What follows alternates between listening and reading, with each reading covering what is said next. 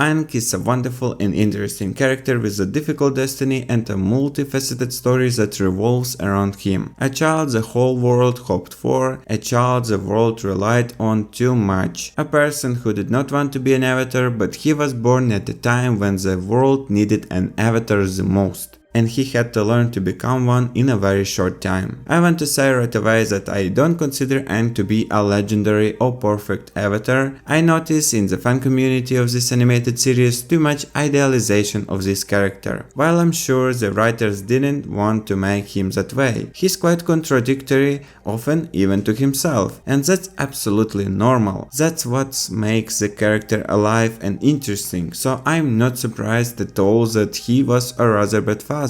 On the contrary, I really like this decision of the writers. Aang is a victim of the world and a victim of becoming an avatar. We can see that before he knew he was an avatar, Aang was very carefree and happy. He loved to travel, and I think he planned to live a pretty free life from the world, just being with himself, his values and his dreams. The fact that he was an avatar was thrown at him at a very young age because the world was on the edge of war, and he had to be trained quickly to protect this world. The role of the avatar is incredibly important and necessary. For any world where there is darkness, there is a need for light, and avatars have always been that light, trying to maintain harmony in the world. Just as Rava fought with Vatu for the sake of the spirit world, so the avatar fights with the bad people of this world for the sake of the worthy and good people. And it is an internal struggle that never seems to end. However, I don't like how much the world depends on avatars.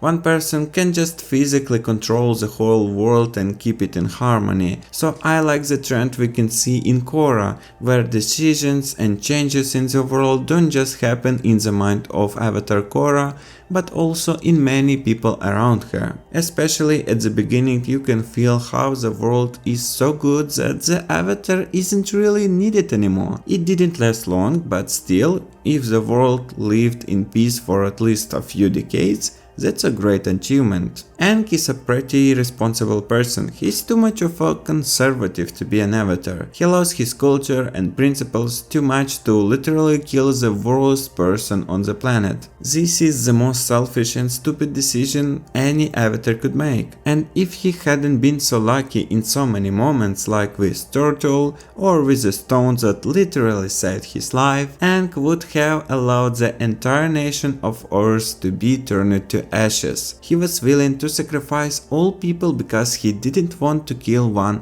personally. And on the other hand, I cannot understand him in this even from the analogical point of view, because we see throughout the series how Aang somehow puts his opponents in deadly situations. I guess at least one person died from his actions for sure. And when there were episodes where Appa was kidnapped, Aang was so angry that he literally killed an insect that was trying to kidnap Momo, and those insects were attacking them because they themselves had broken into their house. So not only did Aang kill someone, but he was a clear aggressor who killed a living creature without justification. He killed to kill in that situations just because he was very angry about Appa. And I can understand why he felt that way, but for some reason when he has to kill the Fire Lord Ozai, whose ancestors killed everyone in his nation, destroyed everything he held dear, and is about to destroy another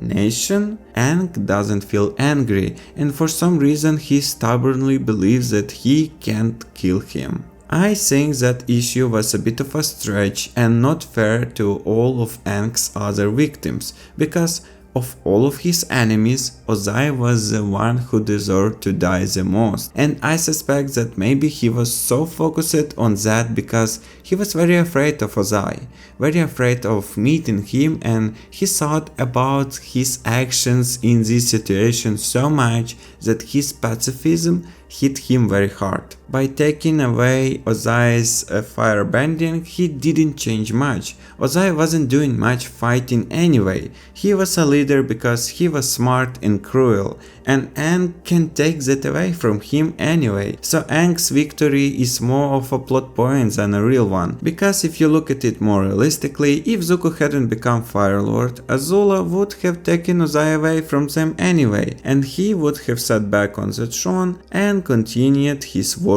of conquest. And even Zuko could have been overthrown by the armies that remained loyal to Ozai. A good example of this ending is Kuvira in Korra, where the troops would not surrender until Kuvira herself surrendered and gave them the order to stop. For this, Korra had to save her life, show her that there is more than what she was fixated on, and convince her that she was wrong. But Kuvira is a different case. She is actually a person who still had some sense of morality and could be tough too, but Ozai is just pure evil, and both he and at least everyone close to him should have been destroyed, because this is a royal dynasty that has been at war for 3 generations, and it is simply not possible to make these sick people good with the efforts that Aang has made. The only exception in this situation is Azula, because she is also a victim of the Fire Nation.